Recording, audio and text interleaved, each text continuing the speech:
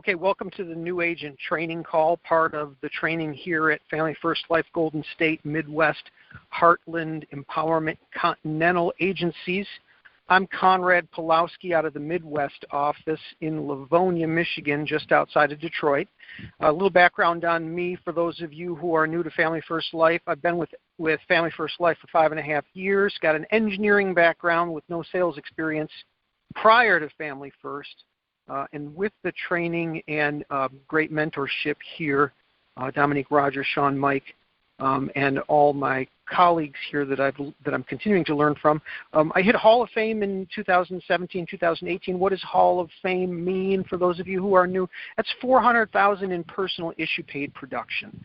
So that's something that I strive for, and it's all very attainable. I think this year, I guess if you look at the leaderboard there, that you probably see that number of Hall of Fame producers is going to expand. I mean, at some point, it's not going to be too long before the entire top 25 leaderboard by year's end will be 400,000 plus producers.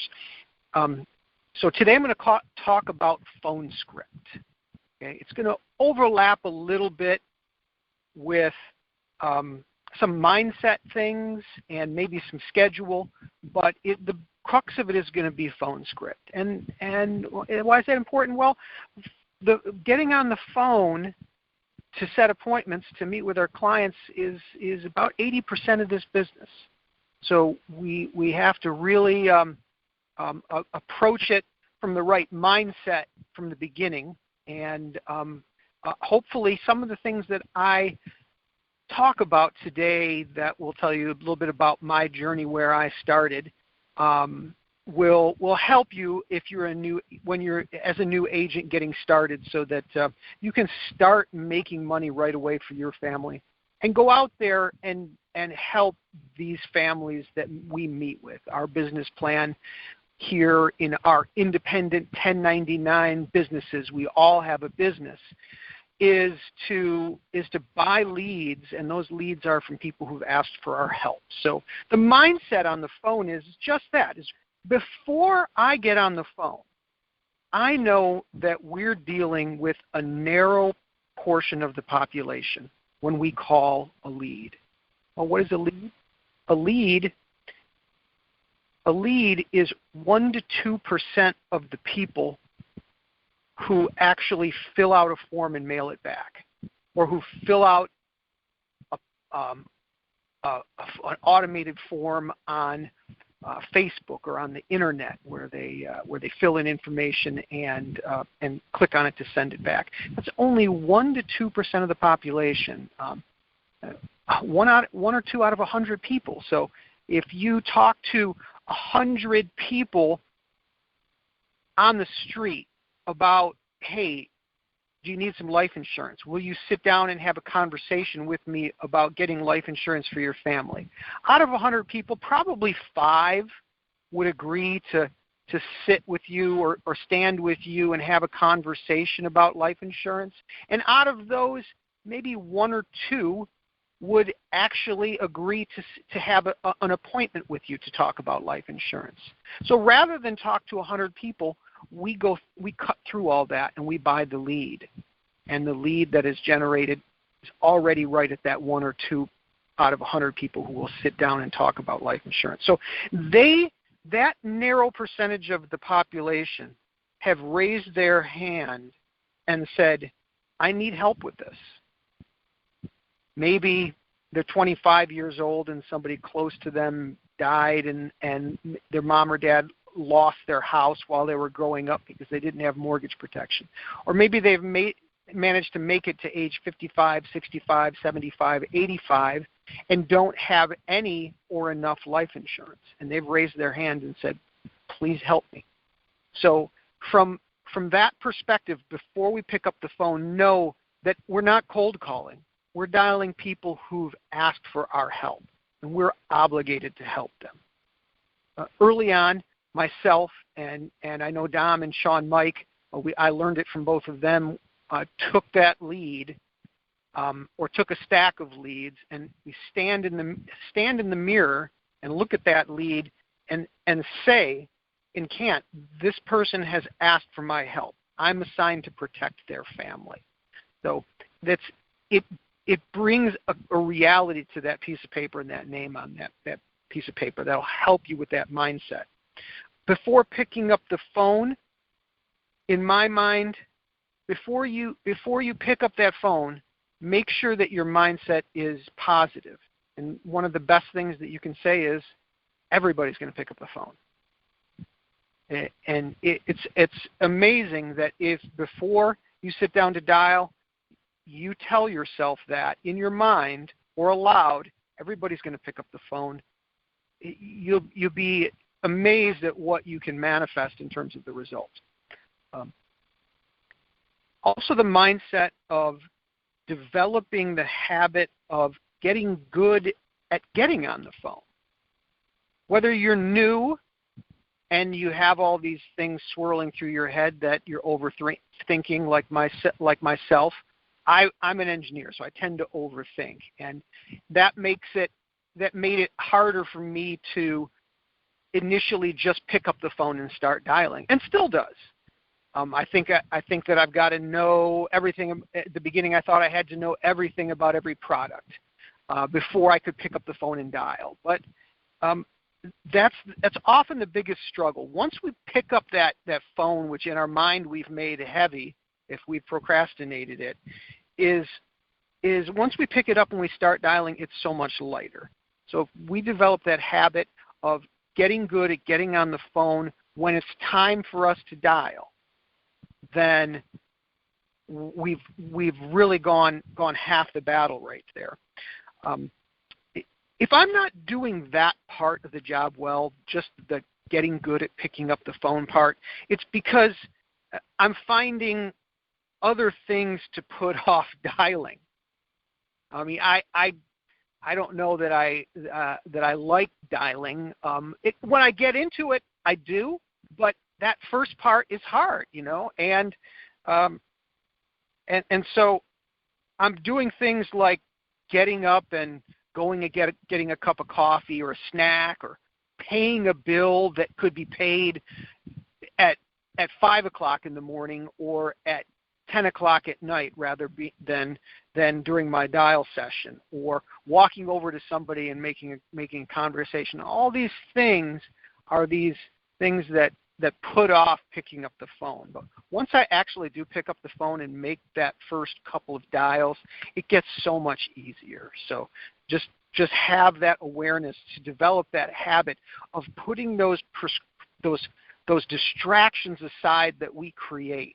These kind of things that on the list of priorities should be way down at the bottom, and somehow we put them at the top when dialing is the most important. Well, and why is dialing the most important? Because dialing is where the money is made. It's 80% of the business.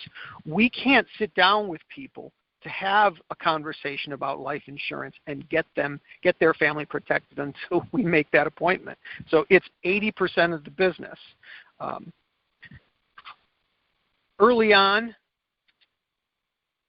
if you're new, your dial day might be as soon as you get leads. Pick up the phone and start dialing as soon as you get them.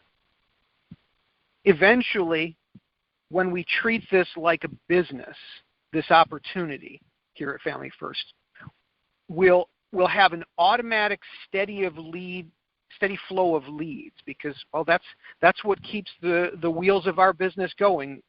Leads. And then we have a dial schedule, because the leads are coming in regularly. We have a dial schedule. For our team in the Midwest, most of us, and we're all independent, so we can do whatever schedule we want, but most of us stick to the common schedule where we're all in the office on a Monday to dial for a Tuesday or Wednesday. We don't set our appointments more than 48 hours out, because the risk of a no-show goes way up beyond 48 hours. And we set appointments. We're in the office on Thursday setting appointments for Friday and Saturday. Of course, on Friday, my schedule is blocked out at 11 o'clock for the national sales call and one other call in the afternoon. So I block out those times in my calendar. I use a paper calendar. I'm migrating to a Google Calendar. But whichever calendar you use, make sure you have it in front of you when you dial, and choose a quiet place. When I didn't have an office, I would go outside in my car. Be a very insulated place. The dog couldn't bark and interrupt my call when I'm in my car, or even if he did bark, the person wouldn't be able to hear it through the well-insulated car. In my home, I had lots of distractions. Just not the most ideal place. The distractions were either me, the ones that I created mostly, and then maybe other ones, but mostly they were my own. And in between appointments, sit in your car and dial when you're no-show. And you could, if you got a gap in your schedule the same day, use that no-show to get on the phone and dial and set same-day appointments. Nothing wrong with that. Hey, I'm just around the corner from you. Any reason you wouldn't be around in about an hour? No, I'll be here. So in a dial session, start with your calendar in front of you, and whether it's your Google Calendar or your paper calendar, and say you have a stack of 20 leads. You're going to dial them through once, and that doesn't mean dial them one time and go on to the next one. You're going to dial all of the leads through, but you're going to dial them 3 times. For me, I use that second ring as kind of hey, what's that? Kind of to separate myself from somebody else. I make the second ring like a 1 ring and then I hang up, like there was something wrong with my phone or something like that. And then I dial a 3rd time after about 10 seconds. So that's my sequence. And then after I've dialed those through, I've set some appointments, however many that may be, 3, 4, sometimes it's 1, sometimes it's 7. And then the remaining leads, I switch numbers. I go to a Google Voice number, and I dial them through 3 times again. And then I set those ones there. And then I dial them through a 3rd time, *67, making my number private or anonymous, showing up on their caller ID. Same thing, 3 rings through. Something I learned from Dom is on the 3rd ring, I don't let it go all the way through to their voicemail. The first time, I let it go all the way through to voicemail. That gives me some key information. That gives me some idea of how the person addresses themselves by their, if they've got a name that I'm not sure if they go by Timothy or Tim, their voicemail may tell me. If their name's John and their voicemail says this is JC, I'm going to make sure I remember that. I'm going to make a note of it when they do pick up on the next ring or the ring after that, how I'm going to address them. So have that calendar in front of you. And the reason is that you're going to want to have in your head, if you're dialing for Tuesday and Wednesday, on a Monday, you start that first appointment, whether it be 7 o'clock in the morning or 8 o'clock in the morning or 7:30 or 8:30, whenever you're going to start that first appointment, that's in your mind where you're going to put that person. Very, very important that you have that in your mind. It's the intentionality of your schedule, and so that we're not wishy-washy when it comes to setting the appointment. So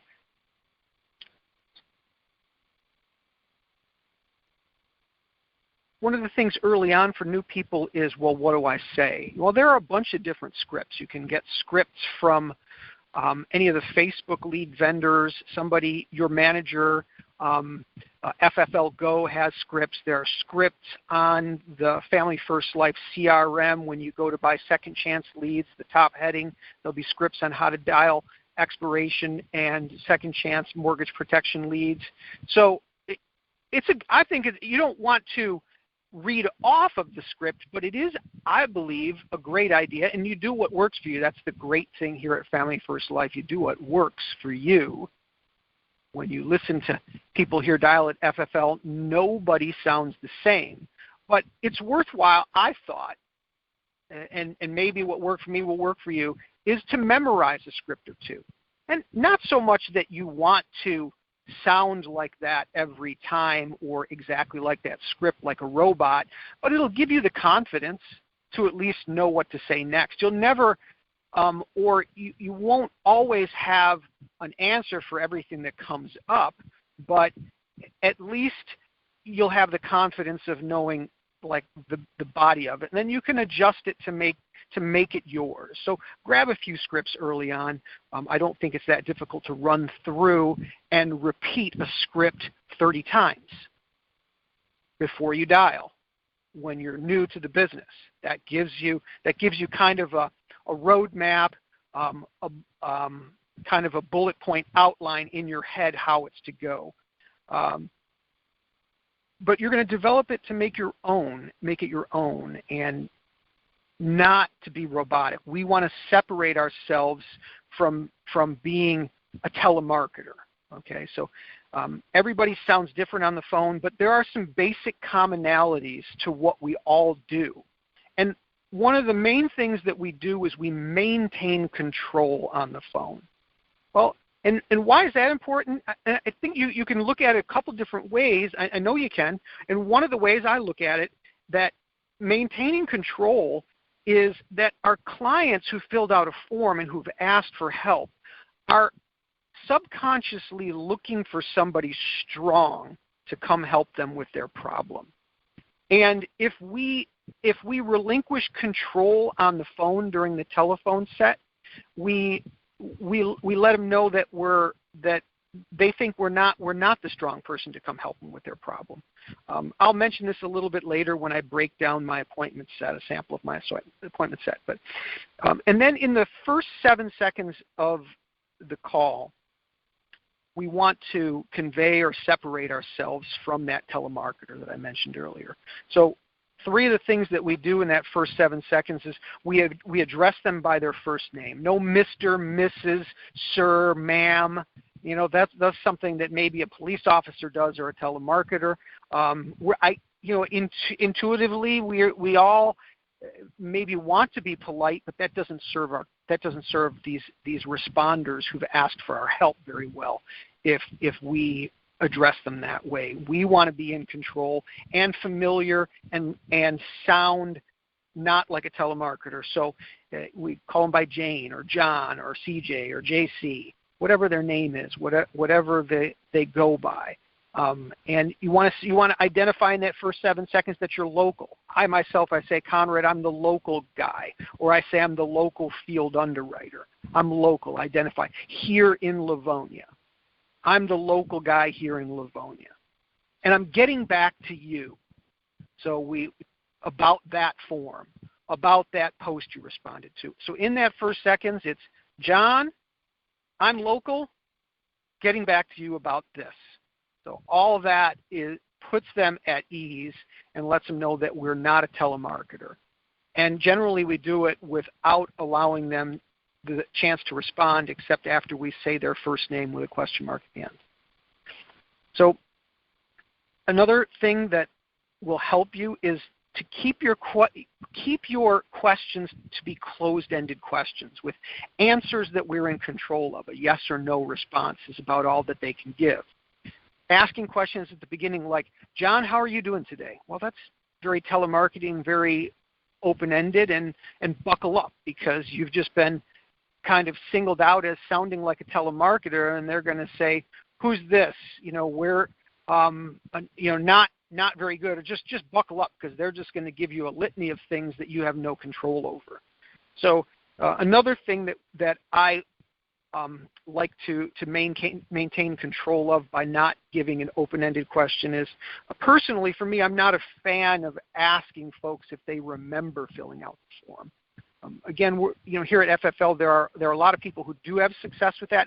I myself, the reason I don't is because I don't want to get into a conversation or an argument or a battle about whether or not they filled out the form, because of course they filled out the form. I've got it right in front of me. So I just say, you filled out the form. You filled this out. I'm getting back to you because you filled this out. Just very assumptive, being very assumptive.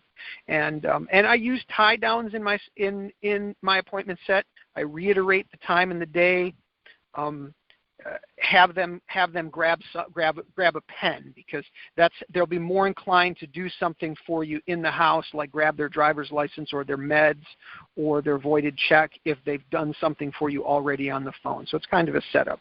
And the other thing that's important as far as a basic commonality here, all of us, we never say thank you at the end. That's awkward because these people, these responders, these people who've asked for our help have asked us for help. So for us to say thank you to them really puts them on edge because it's awkward. Why are they thanking me? I should be thanking them. They're helping me with my problem. So I'm going to go over a Facebook script, and there are mortgage scripts, but I'm going to do Facebook here for final expense, and I'm just going to break it down, and then I'm going to let you guys get back to your phones on this. But so for me on a Facebook script, I say, Jan? Jan says yes. So that's my question. It's a closed-ended question. It's just really their first name. Jan? Yes. It's either going to be yes or it's going to be no. If it's no, then maybe I got Jan's daughter. Jan, this is Conrad. I'm the local field underwriter over here in Livonia, and I'm giving you a quick call back about that post you responded to on Facebook about the affordable state-regulated life insurance programs to pay your funeral expenses. And you put down here as the answer to the security question your favorite hobby as going to the beach. And then that's basically another question mark, closed-ended. They're going to say yes. Unless they're, a psychopath, they're going to say yes. And so I continue. I say, Jan, they've assigned me as your field underwriter on this, and my job is simple. I say simple. I learned that from Danielle Byrne. It eases them. It puts them at ease. It's kind of like overcoming an objection that they might have subconsciously that the process of helping them with insurance might be too complicated and then they don't want to go through it. They don't want to have somebody come over, which is not true. They've asked for our help, but it eases them because I'm setting it out there that my job is simple. So let's plant it in their head that it's simple. It's not complicated. My job is simple. My job is to find out which of the 15 programs that you'll actually get approved for, and then to get you the cost of the best one, help you apply for the one that fits. But that's not for right now. And the reason I immediately go and I say that's not for right now is because I'm trying to put them at ease. I don't want to pause there because they might say, I can't right now, I'm at work. So I put it out there right away without a pause. That's not for right now. So in my mind, my arms are going up. It's not for right now. It's for when they got me dispatched to your area. And it takes about 15, 20 minutes when they got me near you over in Eaton and Ingham counties. But the purpose of my call, and now I'm reiterating the purpose of my call, is to verify pre-eligibility by what you have down here that you're 71 years old. Jan says yes. And Jan, did you want this coverage just for you, or are you married? Do you have a fiance or a spouse? Oh yeah, I'm married. Okay, how old is your spouse? Oh, he's 72. Okay, and you guys are over at 4578 Bell Highway in Charlotte? Yes. Okay, I'm going to be dispatched to you, Jan, over the next couple of days, and I'm going to be right around the corner from you tomorrow between about 10 and 11. Any reason you and your husband wouldn't be around at that time for about 10, 15 minutes? No, we'll be here. Okay, great. Grab a pen and take down my name. Now, the reason I said any reason you wouldn't be here, it's really because I'm asking two questions in one. I'm leading them toward a no, which is what I want them to say, that they will be there. There's no reason that they wouldn't be there. So then I'll have them grab a pen because the appointment's set, and they're going to take down that time and my name. If they say yes, well, if I just asked them, will you be around there at that time? First of all, I don't sound very busy if I say it that way. And two, they might just answer no, I won't be. And then I'll have to say, why won't you be? And then it'll be like pulling teeth. So if I ask it that way, is there any reason you wouldn't be there at that time? And they say yes, they're going to immediately follow up with the answer to that two-part question. I have a doctor's appointment. Great. What time are you normally back from that doctor's appointment? Oh, normally about 2 o'clock. Okay, I don't have a 2 o'clock because I don't want to take that 2 o'clock because that doesn't make me sound busy. And our clients want to meet with busy people. That's attractive to them if we're busy. But I've got a 2:15 to 2:45. My name is Conrad. Grab a pen, mark that down. And also, Jan, lastly, if you or your husband take any medications, sometimes I meet people who take a shoebox full. Some people don't take any. The reason I say that shoebox full part is because I want to take a little bit off. I want to make a little humor of it. If they really do have banged up health, like a lot of the people we meet with in final expense, I don't want them to feel like they can't get it. So I want them to make it feel like humorous, like, yeah, I meet with a lot of people. You're like everybody else. People want to be like everybody else. And then I'll usually make myself human and say, your house numbers, are they in the mailbox or one of those green reflective signs? Oh, they're on the mailbox. Okay, great, because my GPS gets me lost sometimes. It humanizes me, and again, it reiterates that I'm coming over there. We're not getting on a phone call tomorrow between 2:15 and 2:45. I'm coming over there to help you with this. And at the end, I never say thank you. I say, I look forward to meeting you and helping you with this. And then they say thank you, which is natural for them because they want us to come help them. I hope that helps, and go out there, pick up that phone and dial those leads, and I know you'll have success for your family and those that have responded and asked for help. Take care.